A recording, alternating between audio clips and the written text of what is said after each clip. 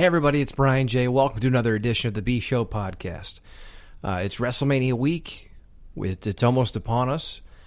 A lot of us, since we were young kids, have been doing this dance. So this episode is dedicated to, especially in the wake of John Oliver's expose last Saturday or Sunday.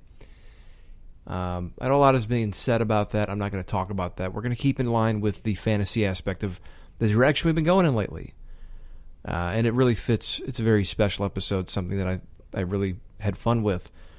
But in the wake of John Oliver's comments with the Roddy Piper, let's face facts, I'm not going to make 65 comment. I want to dedicate this episode to all of the deceased wrestlers who appeared at WrestleMania over the years and who are no longer with us. But one of them is central to this episode. Before we get started, just a reminder, you can follow us on Twitter, Instagram, and Facebook at bshowbrian, and you can email me your thoughts or ideas at bshowbrian@gmail.com. This is a weekly podcast where we talk about wrestling, film, horror, fantasy films, and we go into the what-ifs and the fantasy of it all. So fan fiction for films, unused scripts, unused concepts, things that fell by the wayside, even as much as deleted scenes of movie lore. If you're a Halloween fan, which many of you may not be, but if you're a Halloween fan, this week they announced that they may have found some lost or previously thought to have been lost footage from Halloween 5 of a scene that a lot of us horror nuts have been kind of looking for a long time. So this week, though, keeping with WrestleMania, as I mentioned, it is a wrestling-centric episode. And it concerns the biggest match in the history of the wrestling business. Hulk Hogan versus Andre the Giant. WrestleMania 3, 1987, Pontiac Silverdome. Most of us know the legend. Andre the Giant was the original biggest star in wrestling. He was not a household name like Hogan would become, or like Hogan was at that time, but he was the first guy who was really in demand around the country and around the world, really. I mean, He'd go from Japan to New York to Texas to California. He went everywhere. He was the first big star. And he was, I think, one of the first wrestlers to get starring roles in movies, like The Princess Bride. Unfortunately, by 87, Andre's back and his knees had deteriorated so much that in, 1986, he was looking at leaving the business altogether. He was going to retire to his home in North Carolina. And if it wasn't for Vince McMahon coming to Andre the Giant with the pitch of the match of the century, that Andre was brought back into the fold. Andre was pretty much done. And Vince McMahon sold him on the idea of, I need to sell out the Silverdome, and I've got just the match for it. You versus Hulk. So that's the background. Some of the facts have been disputed over the years. WWE touts 93,173 people attended the match at the Pontiac Silverdome. Although later on, a promoter of the event, Zane Bresloff, would later tell Wrestling Observer editor-in-chief Dave Meltzer that the number was really around 75 or 78. Still very, very impressive, especially for an art form and a pseudo-sport that had been pretty small time and hadn't even been a national attraction 3 to 4 years before. So it was quite the accomplishment either way. But knowing how big the event was, how big the venue was, I started thinking, what if Andre didn't come back? It's a big what if, but after watching the Andre the Giant documentary on HBO, which I suggest everyone do if they haven't done, I started thinking, Andre was in really bad shape, and it wasn't a lock that he was going to come back. So what happens if you want to... They had already had their mind set on the Silverdome, but what do you do? Who do you go with? So what I did was I looked around wrestling in 1986 and 87 and tried to find who the biggest attractions were. Whether it's in WWE or outside, and I just tried to put myself in that mindset of who on earth could fill those giant shoes. And it wasn't easy. So what I'm going to do is I'm going to narrow it down to like the 2 or 3 best options in 2 different scenarios. 1 within the WWF at the time, and 2 outside of the WWF at the time. We're going to kind of talk about them and what the pros and cons were, and try to figure out, because I'll be honest, whenever I do a situation like this, I kind of come up with one that I really feel strongly about. Like last week when I did the Kofi Kingston deal, I was really set on the idea of bringing Hogan into the fold and Harlem Heat too. And I've done this a couple other times with Mr. Positive, and I've been pretty sure about how I'd wanted to approach this. And this was kind of a toss-up, to be honest with you, for a number of reasons, which I'll get into in just a second. So, first I looked inside the WWF. And there were 2 names that really jumped out because of their status, one before this event and one after the event. The first one was Mr. Wonderful, Paul Orndorff. Now, that may be a name that a lot of you would say, why on earth would you say Mr. Wonderful? Well, Mr. Wonderful was in the main event of the first WrestleMania with Hogan. He teamed with Piper against Hogan and Mr. T. He had a less than prominent match at WrestleMania 2, and injuries forced him out of wrestling for a temporary period in 1987 around WrestleMania. And he was gone in 88 or 89, shortly after Survivor Series, a match that he would eventually be on Hogan's team for the inaugural event. But in the in-between times, Mr. Wonderful was both Hogan's partner and his adversary, at different times playing both roles. Now, their feud in 1986, when Mr. Wonderful, who had turned babyface after the events of WrestleMania in 1985, had turned heel again after teaming with Hogan for a while, which if you followed Hogan's career, you noticed it seems like every big angle he has, it's, oh, they got jealous of me, brother, and they had to turn on me. But he turned on Hogan. He hit him with one of the sickest-looking pile drivers I've ever seen. And it reignited their feud in 1986.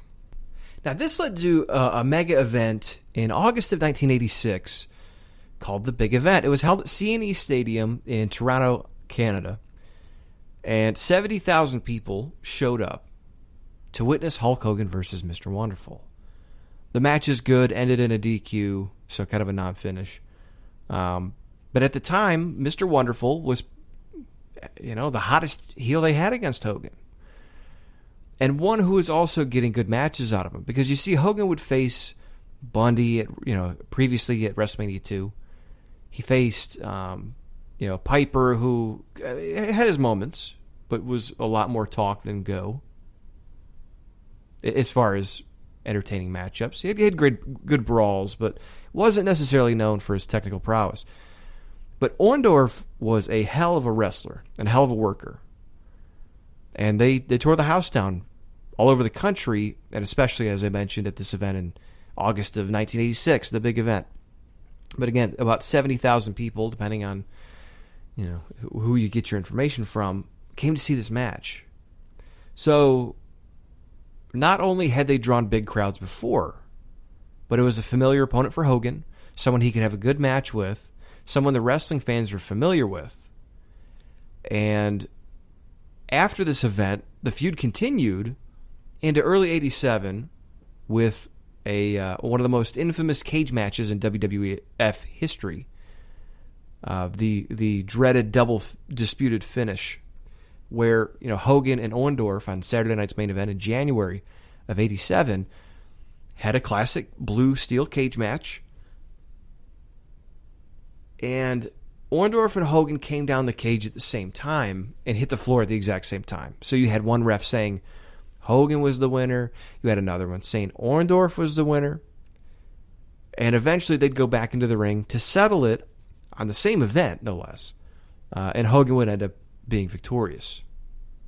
Now, this feud was one of the most profitable and notable in the WWF's early history before the big Andre spectacle later in '87. So that's why it seemed like a pretty easy replacement to fill in there. But there's two huge reasons why that may not work out. One, the Orndorff injury sustained during the Hulk Hogan feud of 1986 left his arm with severe nerve damage, which would eventually atrophy and lead him to leave the WWF for a short period of time between that match in January '87. So he missed WrestleMania, the biggest WrestleMania to date and one of the biggest of all time, because of the injury sustained during the Hogan feud. And he didn't return full-time until later on that year, closer to the end of the summer. And his last big appearance was at Survivor Series in '87 as a babyface, teaming with Hogan against Andre's team. He was gone in '88 after that because of injuries and needing time away. But, the two big reasons that I kind of was against that, like I started thinking, man, Paul Orndorff, great wrestler, he looked the part. I mean, if you're looking to replace someone against Hogan, who is Vince McMahon going to choose? He looked great, he could talk, he could wrestle, he could brawl, and they had already drawn big money, but the two big downers were, one, the injury, which would eventually put him out. I think he could probably, if asked, I mean, he put it off for that long, probably put it off another 2 months to have one big, huge payday match with Hogan.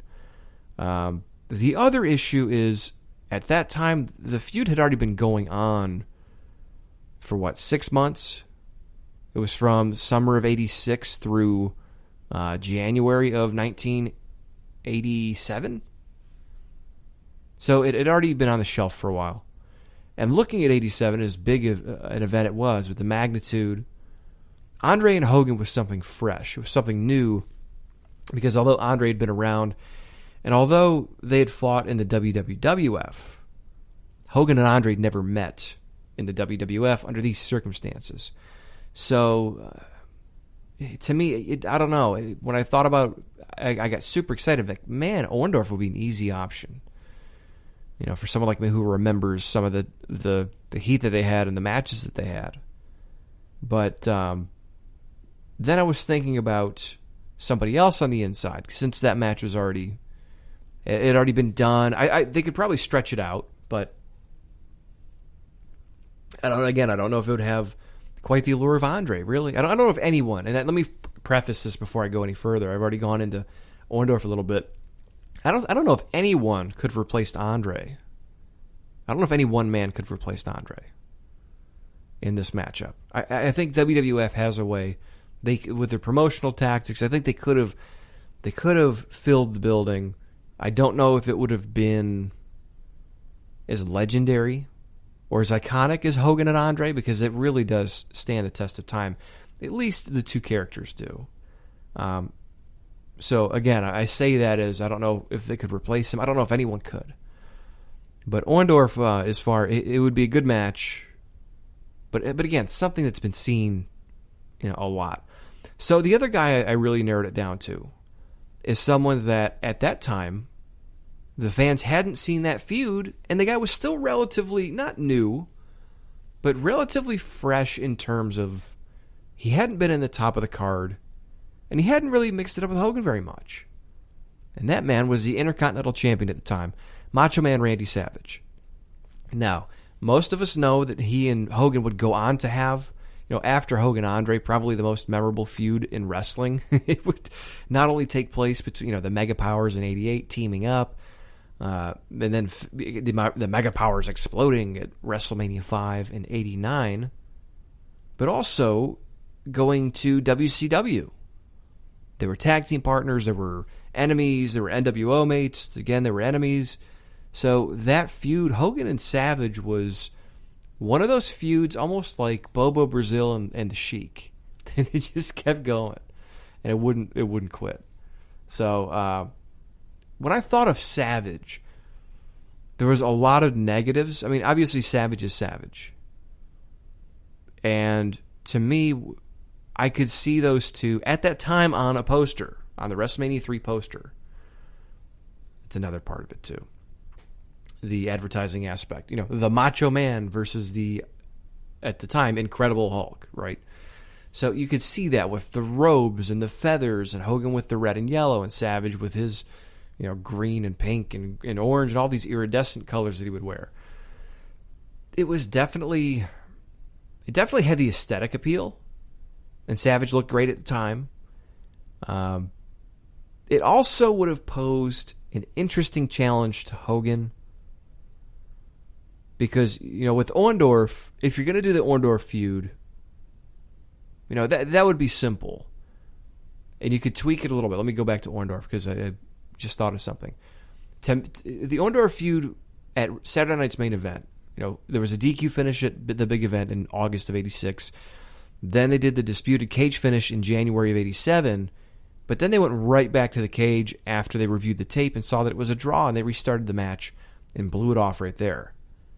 If you wanted to, you could have kept it disputed, and then that would give you the idea, the excuse to go to WrestleMania. And in the promos leading up could have been Orndorff saying, look, I was your friend, I helped you out, you kind of turned your back on me, and that hurt, man.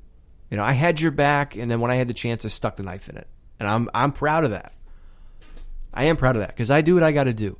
I was friends with the world champion, and after watching your back and you kind of turning it on me, I realized, man, I didn't get into this business to be the friend of the world champion. I got into the business to be the world champion.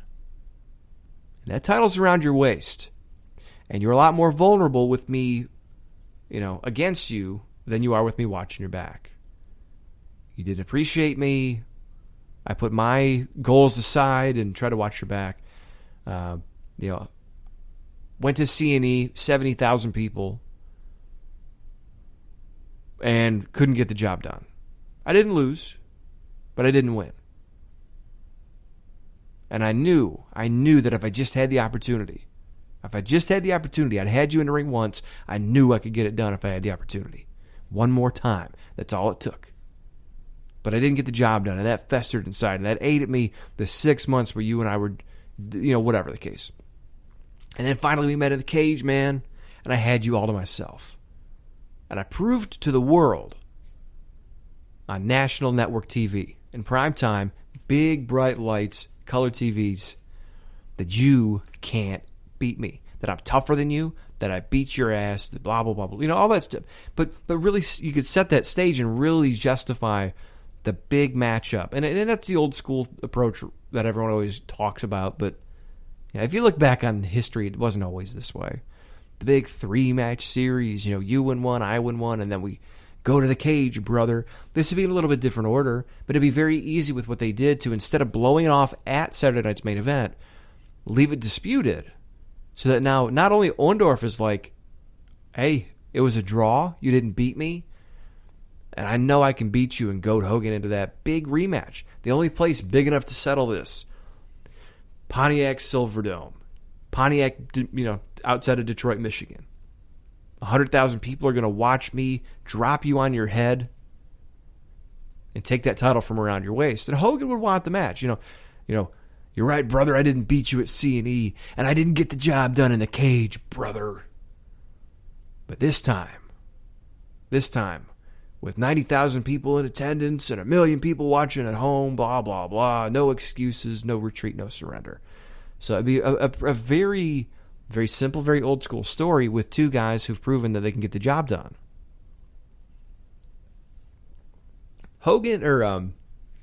Savage would be a little bit different situation, though, where Orndorff had that star power at the time, that recognition. Savage had been around since, late 85? Mid to late 85. He defended the Intercontinental title at WrestleMania 2 against George Animal Steel. And had the great feud with Ricky Steamboat. And after injuring Steamboat, had the feud with, what's his name? Bruno Sammartino, which was a cool little feud. And that actually gives me an idea to set up the Hogan thing.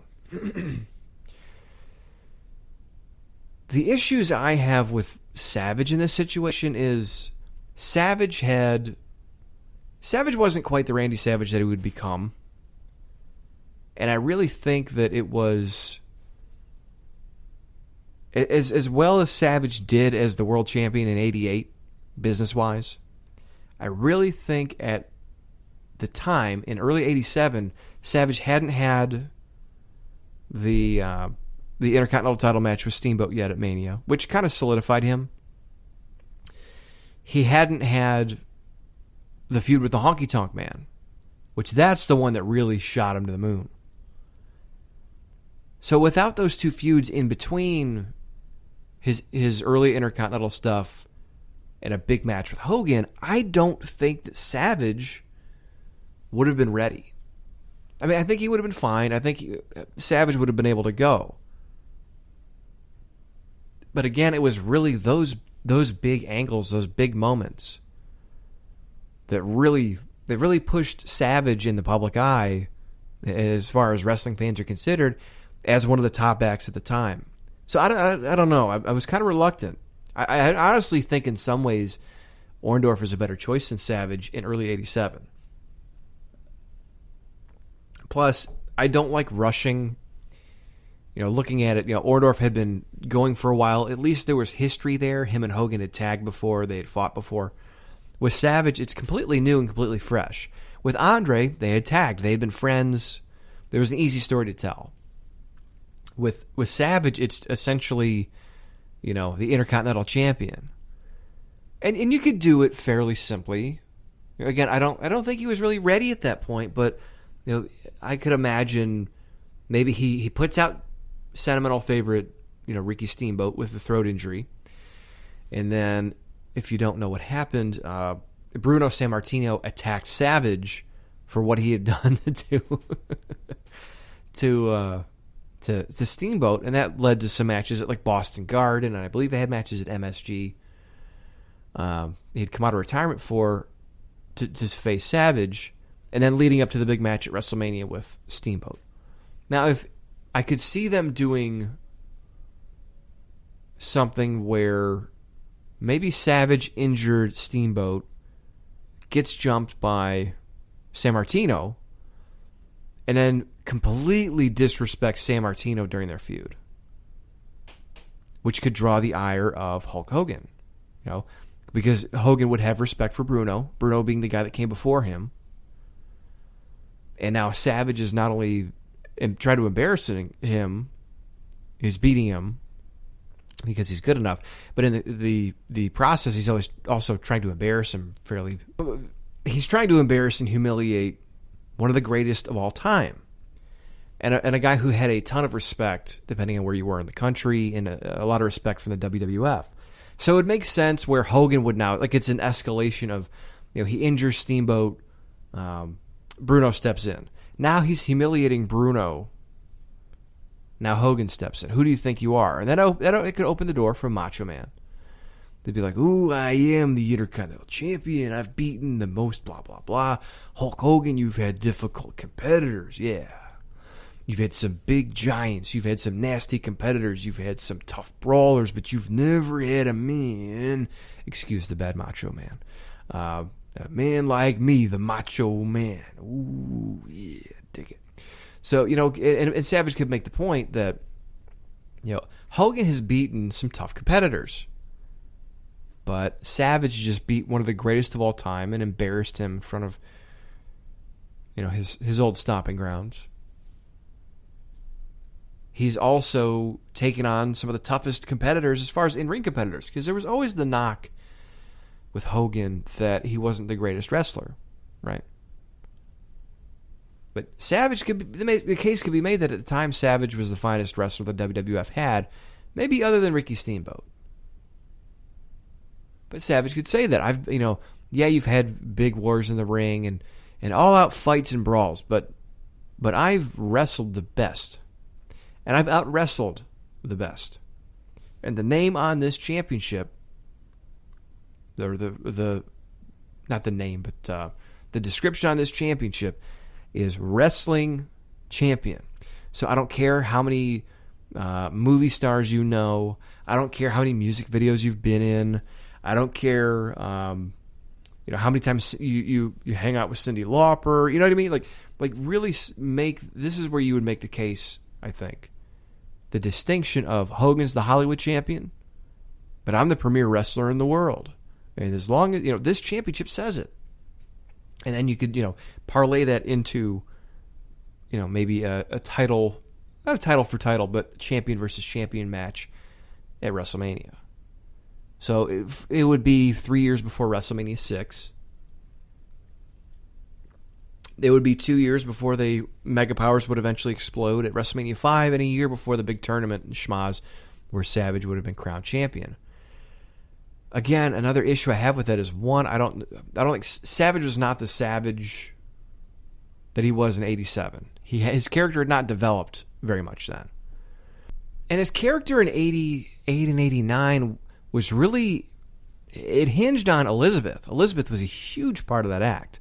She was kind of the linchpin, the blasting cap, as Tully Blanchard would say, of the whole Mega Powers exploding. That's what it was. It was Savage getting jealous, Hogan kind of getting happy hands with Savage's manager and woman. God, Jesse Ventura was awesome. Go back and watch WrestleMania 5 and listen to Ventura just tear Hulk Hogan a new asshole for pretty much being a creep. But Savage was not that he wasn't crisp. I mean, he was great, but he wasn't at the level of superstar at that point. He was, I don't want to say generic heel, because he wasn't, but there was not as much depth to him, so I don't know how that would have translated, and I don't know if he would have been able to fill that spot. Again, I really, looking at them, I think Savage would have been a great match. Savage is an amazing competitor. As far as star power and filling the Silver Dome, I actually would bet more on Orndorff at the time because of the track record and because of the history, and because of his star power. Now, there were other guys in the WWF at the time. Piper was a heel in 86, turned babyface before he had his farewell run against Adrian Adonis at WrestleMania 3.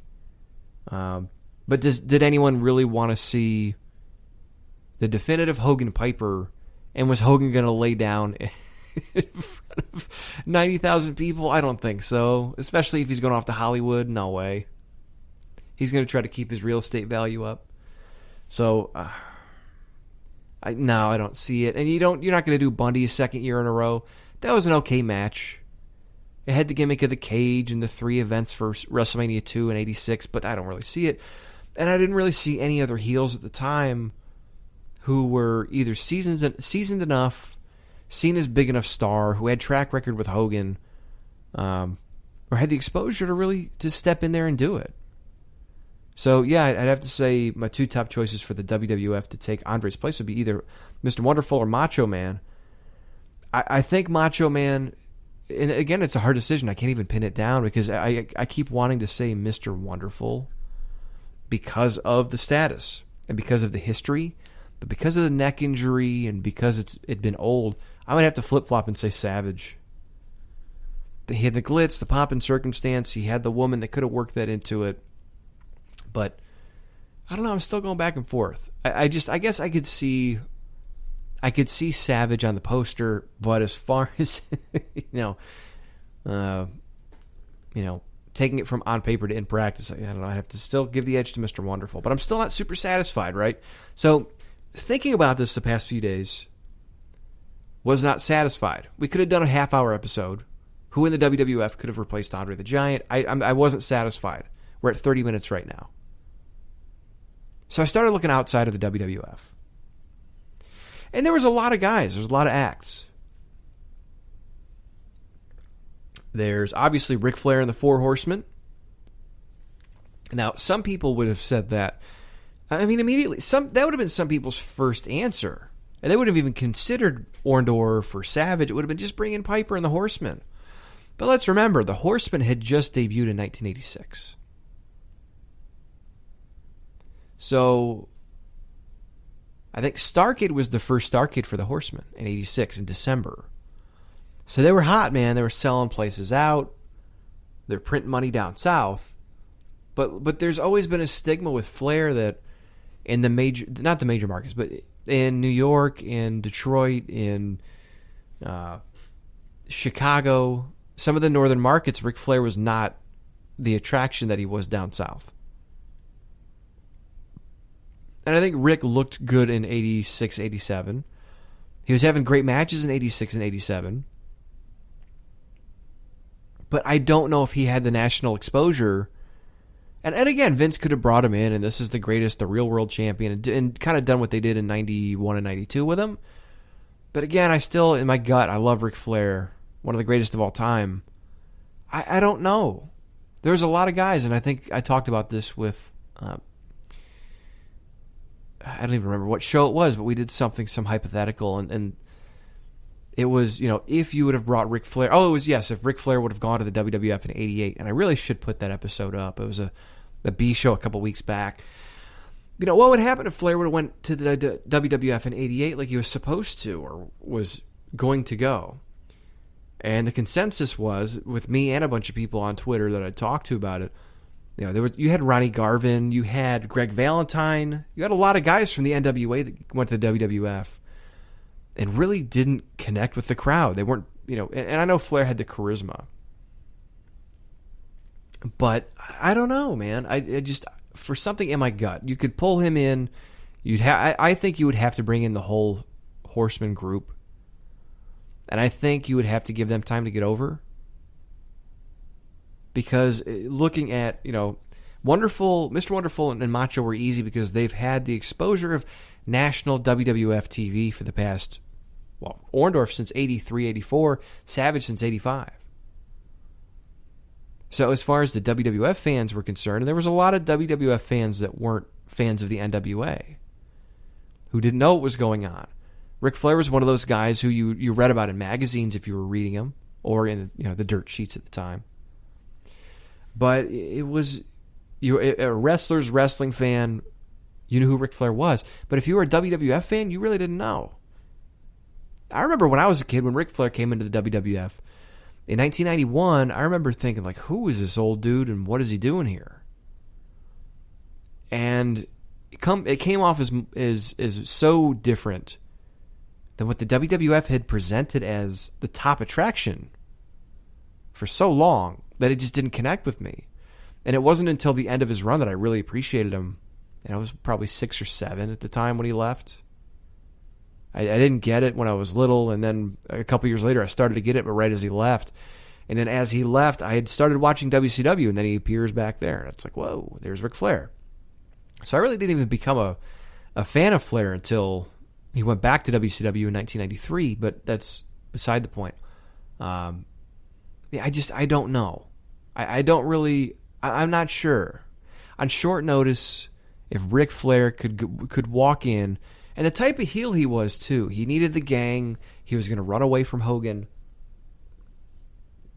He was the heel that tried to convince you that on any given night, the local guy was going to beat him, and then he'd somehow escape with his title.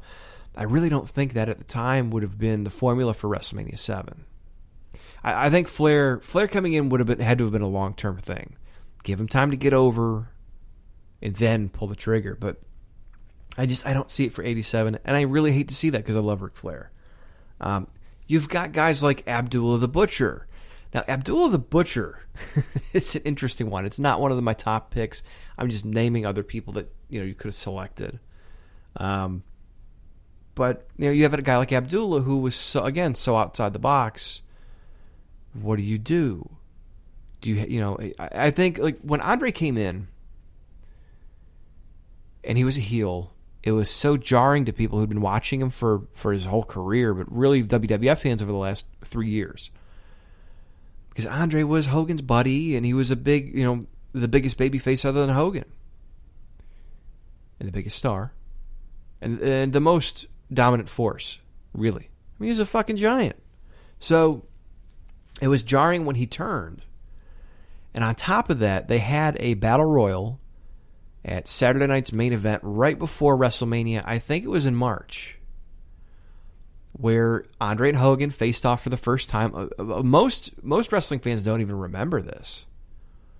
The WWF doesn't really talk about it, They talk about the Piper's Pit where Andre challenges Hogan, rips the crucifix off, and then Hogan accepts, and then they have the contract signing at... No, the contract signing was the next year, Royal Rumble, for the rematch. But anyway, it's usually just the build-up of the talk show, and then the match. Everyone forgets that Hogan and Andre faced off in a Battle Royal, and Andre beat the shit out of people. He was throwing hosses over the top and out to the outside. I think he threw Axe or Smash out of the ring, and they were brand new to the WWF. I think he tossed Blackjack Mulligan, or Hogan did. But again, they had a ton of these big dudes in there, and Andre's just tossing them. He fucking headbutts Lanny Poffo and breaks his face. And Lanny's carted off. So I think if you were going to do something like that, you could take a guy, and I think you'd have to do that. I mentioned Flair having to be a long-term thing. I think on short notice, because WWE didn't, promote WrestleMania for a year like they do now. I think it would have to be someone who could come in and make a really big impact in a short amount of time. And I think you could take an Abdullah the Butcher in there, but you're not going to have him carve. If you're going to have him doing the ultra hardcore stuff, I guess you can get away with it. He could be carving guys up and poking them with forks and all sorts of shit. But in '87, without the hardcore thing, what is Abdullah going to do? Not really a whole lot. It's not going to be a good match. He looked like shit. I love Abdullah the Butcher, one of the greatest heels of all time, but looked like shit. And the WWF was all about bodies. I mean, Bundy was a big guy, but he was in incredible shape. And he moved around the ring and flew. Bam Bam, when he came in later in '87, was a big guy, had a great look, and was in tremendous shape. So the WWF would bring in these big guys, but unlike, your territories, they wouldn't just be, a Haystacks Calhoun. That's a name from the past. There would be guys that really, they were big, but they were TV ready. Uncle Elmer was the closest one, and they put coveralls on him, so I don't count that. So I think you could do a good job with Abdullah if you let him do hardcore stuff, but they're not going to let him do it. So that kind of canceled out a guy like Abdullah. So I narrowed it down to two. One is kind of a fantasy, because actually both are pretty much fantasy, because I don't think they go for either one of them. I think they would just elect to promote from within. But the first one would be really interesting, because when I started thinking of guys who could come in and make a really big impact in a short amount of time, you got to go with Bruiser Brody. And I mean, Bruiser Brody could come in, and again, I mentioned bringing someone in who can make a really big impact in a short amount of time. Imagine Brody coming in January '87 or February '87, whenever they ran the angle. And maybe Bobby Heenan's got, I've got this huge, this brand new client. It's someone new. There's a new dawning in the WWF with WrestleMania 3 coming up and blah, blah, blah. I finally got someone that can take Hogan. Or, maybe forget Heenan and just have Brody come in. But, imagine Brody coming in like a fucking tornado and turning the WWF upside down, and then turning to Hogan and just pointing at him. It would, again, I don't know if I'd call Brody hardcore, because he was. But, again, it'd be a matter of how far are they willing to let him go. Is he going to be hanging Hogan by the chain over the top rope? I don't know about that. But he's a guy who knew how to get himself over in a very short amount of time. He was really big. He was really athletic, and could have had a great match with Hogan. Could have. I stress could have, if he felt like cooperating. I'll be honest. I'm not a person, a wrestling fan, who professes to know people that he's not familiar with. I have not seen an expansive collection of Bruiser Brody's work. I am familiar with him, familiar with his story. I've seen some matches, and I liked what I saw. Really liked what I saw. But I'm not going to sit and pretend that I'm the biggest Bruiser Brody fan or expert. But I will say this. He was a guy, again, who could come in, short amount of time, make a big impact. And if you were going to have that Battle Royal type deal, or maybe Hulk Hogan, Jesse Ventura on the Piper's Pit or the Body Shop. What are you going to do? WrestleMania 7, blah, blah, blah. Again, it's just shit out of nowhere. So it's really tough to say. Maybe he gets the trophy. The big 3-year champion for 3 years, blah, blah, blah. And maybe Andre's there to congratulate him. And Brody comes in and he beats up Andre. Not beats him up, but just lays him out. And then maybe if Andre feels better, he'll come back and have a match with Brody down the road and just leave it open to build to Hogan Andre or to Hogan Brody. And then go to the Battle Royal like they did and say Hulk Hogan's never been afraid of an opponent before. But I think he's afraid. Look in his eyes. Look in his eyes, McMahon. He's afraid of Bruiser Brody. And have Brody just kill, just like Andre did, kill the guys in the Battle Royal, and then maybe he tosses Hogan. Who knows? But again, I'm still not super satisfied with that. Because when I look at people, I mentioned national exposure. Orndorff and Savage had national exposure through the WWF. Brody was a relatively unknown guy to the majority of the WWF wrestling fans. And if you're going to go to a place that big, are you going to go with someone who a lot of your fan base isn't going to recognize? I don't know. With the barbarian type gimmick, with the chain, I really like the idea. I think as a wrestling fan, it's a fantasy booking dream. It just doesn't feel, in my gut, I just don't feel like, not only would it not be possible, it doesn't feel like a good fit. I mean, the poster would be great. Brody with his giant hair, like 7 feet in the air, and the big chain, and looking like a nomad. And I get goosebumps thinking of, not that they would use it. Maybe they would at the time. Yeah, because what's the song? Eye in the Sky by Alan Parsons Project? The Bulls theme song from Chicago. They used it for Ricky Steamboat. Imagine Immigrant Song playing at the Silverdome. And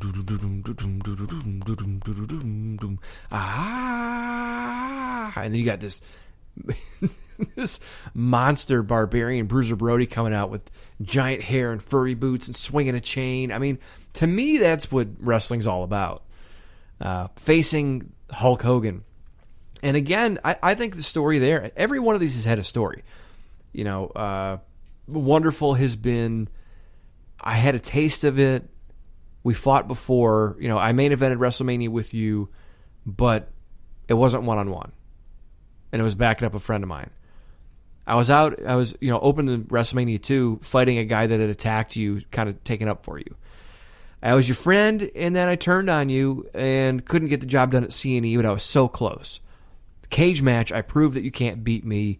I'm here. If I can't get the job done, then that's over. I'll shake your hand, and I'll admit you're the better man. Savage would have been champion versus champion, humiliating, the legends and injuring the sentimental favorites, leading for Hogan to now be like, hey, I'm the biggest, essentially I'm the avenging hero in this. It'd be like, the Joker, when the Joker used the nerve gas on young Robin, and kind of turned him into a maniac. I'm trying to remember what episode that was, but it was, oh man, the Joker, the Joker was old, and it might have been Batman Beyond. Yeah, I think it was Batman Beyond. He turned the second Robin, I think it was, into a maniac. So like that, and now Batman's got I'm the resident moral authority figure here. So that's that story with Macho. Bruiser Brody is like, wow, I've never seen Hulk Hogan afraid of somebody before. And here's this maniac who's going to come out here and stake Hogan in the heart, And I think it would be a good match. Could be a good match.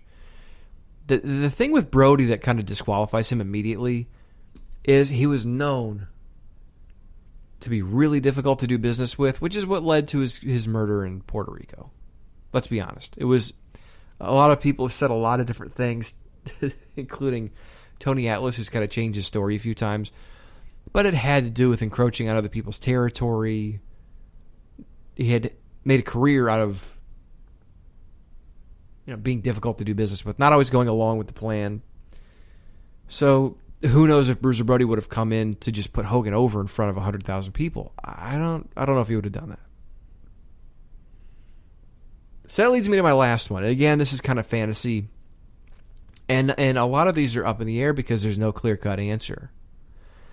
This one really intrigues me, though. They were supposed to come to the WWF in 1988 and didn't. They ended up coming in 1990 or 1990. And I said earlier, I don't know if any one man can fill the shoes of Andre the Giant at WrestleMania. But these two might be able to. The Road Warriors, Hawk and Animal. I know it's really different because most people think one-on-one match at WrestleMania, but hey, the first WrestleMania main event was a tag team match.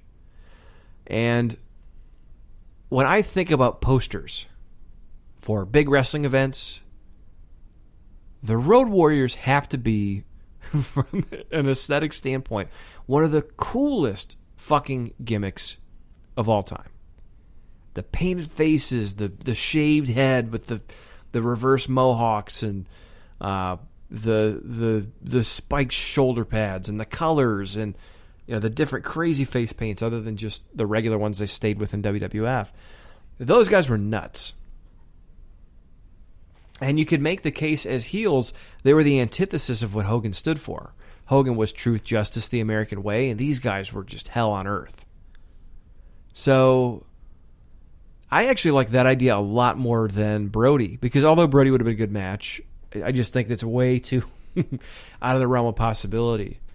There's always the issue that Hawk and Animal wouldn't want to do the job because they were known to change finishes, and they were very protective of their gimmick because they were, and I know people listen to this and say, well, wait a minute, you said Ric Flair wouldn't have been a good fit, but the Road Warriors would be? I think so, because even though you had Ric Flair wrestling as the NWA champion, the Road Warriors were solidified, and they bounced back and forth between Jim Crockett Promotions and the AWA, but they also wrestled much like Flair. They wrestled in Texas, they wrestled in Portland, they wrestled in California. They wrestled all over the place. That gimmick worked. And they had some exposure in major markets. Vern Gagne with the AWA had a spot on ESPN at one point. So Vern ran Minnesota, he ran Chicago, Illinois. I remember being a kid, and what year did the WCW video game come out? 1989? And I remember seeing at that time, and again, it was a few years after that, but I remember seeing the Road Warriors on a video game cover. And I was like, who are these guys? I want to play that game. And then I think it was the next year they showed up, and I was like, ooh, that's them. And as popular as Demolition was, I think they would have fit in at that point and taken that spot. But at the same time, here, the Road Warriors were one of the, collectively one of the biggest acts in all of wrestling at that point. Some could argue that their matches at some of the Starrcades, like the scaffold matches, some would argue that those were main events. They were focal points in the War Games matches. So they're familiar to the Southern crowds. They're familiar in major markets like Chicago, Minnesota, potentially New York, even though they hadn't been there. So these are guys that have been around. Portland. These are guys that have been around. And I think where a Ric Flair would have taken some time, potentially, the Road Warriors could have come in and really made, again, like Brody or like Andre did when he came back, really make a big impact. If you put those guys in a battle royal, and they just start killing dudes. And again, that could be a similar story to Brody. Like, I've never seen anyone strike fear in the heart of Hulk Hogan before, but he did. He's terrified. He's trembling in his red and yellow boots. The only issue, other than would they do business, and are they big enough stars, would be who is going to team with Hogan. some of the biggest baby faces at the time in 87 were Piper because he turned babyface, and Piper is not laying down for anybody. I don't think Piper would have wanted the spotlight shared. Piper had his own deal with Adrian before he got sent off on his way. So it's possible, but I don't see that happening. Man, Hogan and Piper versus the Road Warriors. Does sound like a marquee matchup. The Junkyard Dog, his best days were kind of behind him. He ended up facing Harley Race on WrestleMania 3. He was at one time one of the biggest stars in wrestling, one of the biggest baby faces. But his substance abuse problems had really caught up with him, and he was, let's be honest, not quite the dog of old in 87. So you could do the Junkyard, and I think that makes sense too. Think of that. The Hulk, the Dog, and the Road Warriors. From a marketing standpoint, that's a pretty solid idea. And you could have Hogan snarling and the Dog snarling with the chain and the studded collar on one side, and the Road Warriors and the spiked shoulder pads and the pain on the other. I think that's possible. That's a possibility. You had Billy Jack, who I immediately thought of Billy Jack because he was a babyface at the time. They were trying to build him before he ended up leaving. And Billy Jack is a tough son of a bitch. I mean, Billy Jack Haynes has one of those reputations as just a dude you don't cross. So I immediately thought of him, but then again, it's almost like a Haku, where because he has a really tough reputation doesn't mean that it would translate in the ring. And Billy Jack did fine for himself for the short time he was there, but I don't know. The other top guys were Hillbilly Jim, who next? As a kid, I loved Hillbilly Jim. Come on. The Hillbilly and the Hulk versus the Road Warriors? Nah. Jim Duggan, at the time he was being built, did not have the profile that some of the other guys did, or the profile he would have later on. But Duggan was a thought. The only one who really came to mind that made me think, wow, that'd be really great, other than Junkyard Dog, who, again, I was iffy on because he's past his prime. Jake the Snake Roberts, a newly babyface Jake the Snake Roberts, and Hulk Hogan versus the Road Warriors. Jake was in the Legion of Doom in, I believe it was Mid-South. Was it Mid-South or Georgia Championship Wrestling? Man, I'm not sure. I'll have to check later. But Jake had history with those guys. So he'd worked with them before and probably had a relationship with them.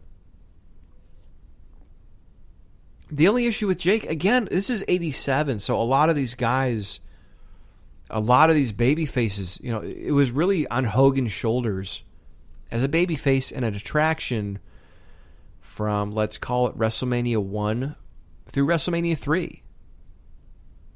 So there really wasn't another top baby face. It wasn't like in 80, or what was it, 1990, when they did Sergeant Slaughter and Mustafa versus Warrior and Hogan. Or Savage and Hogan as the Mega Powers versus Andre and DiBiase.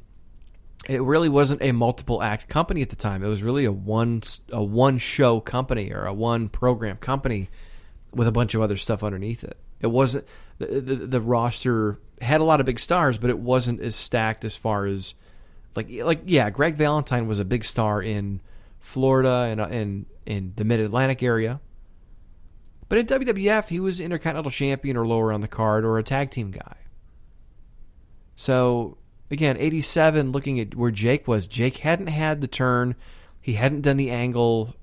Again, if we're talking about not doing the thing with Honky Tonk Man, he wouldn't have had that angle to really turn him babyface. I know people liked him. But Jake Roberts was not the Jake Roberts he would become at that point in terms of status. Although, psychology-wise, who better than Jake, man? See, that's the most intriguing one to me. I would say if you brought in the Road Warriors, which would be really fun, Road Warriors versus Jake and Hogan. I like that one better than Brody in a way, and I like it because of to me, it's more realistic because I don't think Brody was ever destined to go to the WWF. Whereas the Road Warriors were almost there at one point and then ended up there later on down the road. So if I had to really put my finger on which one is either more real, the best scenario, sort of realistic,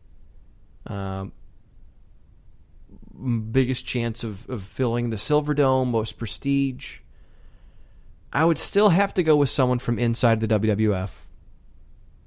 I don't know, man. The Road Warriors. They're Road Warriors, for God's sakes. I don't know. Maybe if they had 6 months or a year to just kill people and then turn on Hogan. I could imagine them coming in and just destroying guys. Like the Killer Bees and, some of the British Bulldogs. And you got Hogan sitting there, like, looking out of the corner of his eye at him. Like, Jesus Christ, I hope these guys don't start looking my way. And then they do, and it's like, oh, shit, what am I going to do now? So I really, really like that idea, but as far as in early 87, doing something right off the bat, hot angle, go to WrestleMania 3, I'm having a hard time deciding between Macho and Mr. Wonderful. I don't know, man. I'd have to say Mr. Wonderful. I think it'd be much, again, for reasons stated earlier, much easier. And I think that story translates pretty well. And you could still transition that. And you could say, look, if I don't beat you, I'll shake your hand. And when he shakes his hand, people, he shook his hand and clotheslined him before. Or pile drove him before, so you could do that tease where, like, oh, is he going to do it again? I don't know. And kind of build that in, so then when he comes back from his injury, he still can team with Hogan down the road because, he didn't heel on him after he lost. He kept his word.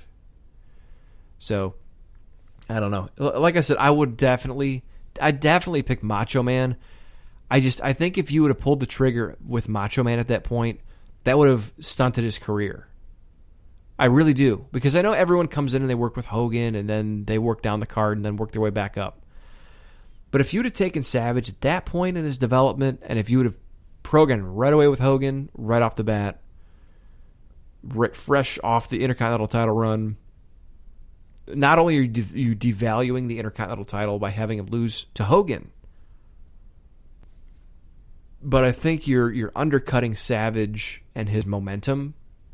And it would have been, I think it would have stunted his career. So I don't know, man. I think the best option of those, Mr. Wonderful. And I know that's probably not going to be the most popular choice. But if you think about it in those terms, I mean, who else is there? Vader, if you bring someone else in from outside, Vader wasn't established yet. Bam Bam wasn't there yet. It would eventually come in as a babyface. Trying to think of anybody else. I'm really not sold on Flair coming in 87 and early 87 and doing a right off the bat angle. I think it would have had to have been a big thing built over time. Just the type of wrestler he is in that area, they really would have had to solidify that. $1 Million Man, no, because he didn't even come in until mid to late 87. Just trying to think of other people who I was thinking of could have come in and filled that role. I don't see anybody else doing that. And I think of those four options, some are more fantasy than others, but man, I don't know. Stan Hansen was another one that I thought of. But I think the only other one that I really think could have done it would be Nikita. But again, with Nikita Koloff, they already had Nikolai Volkov there. They'd already done the big Russian thing. And now, unless they tried to change his... because I don't think he really was Russian. If they change him to like some other nationality, maybe. And you've got One Man Gang, but he was... Again, I don't know. I don't know. One Man Gang was good, but I don't think he was that prolific. So yeah, I'd have to stick with... I really like Nikita if it was like 2 years before... or in 86. But Mr. Wonderful, I'd say. Mr. Wonderful. But, oh no, now I got to revise. I might have to revise my statement.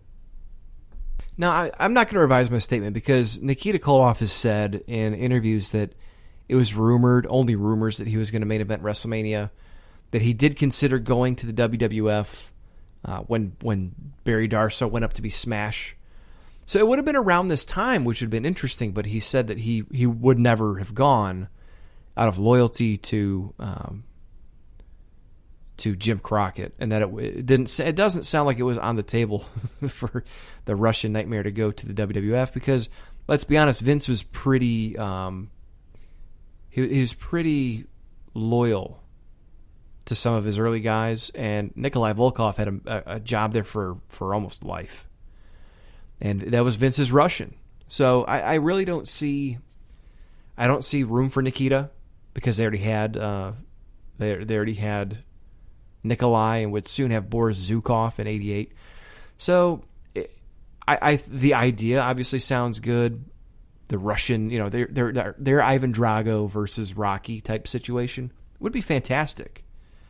But I don't see that. I don't see it. So I guess I'd have to go Mr. Wonderful.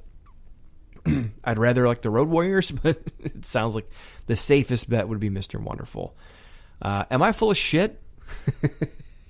You guys completely disagree. I want to know your feedback, especially on like Nikita, because I completely overlooked him. I don't think it was possible, but at the same time, a Nikita Koloff monster Russian match versus Hogan could have drawn big business. So let me know what you think. bshowbrian@gmail.com. You can follow me on Facebook, Twitter, and Instagram @bshowbrian. That's it for this week. Try to enjoy WrestleMania best you can. We're all going to try to get through it together. But enjoy. My name is Brian J. Thank you for tuning in. This is The B Show.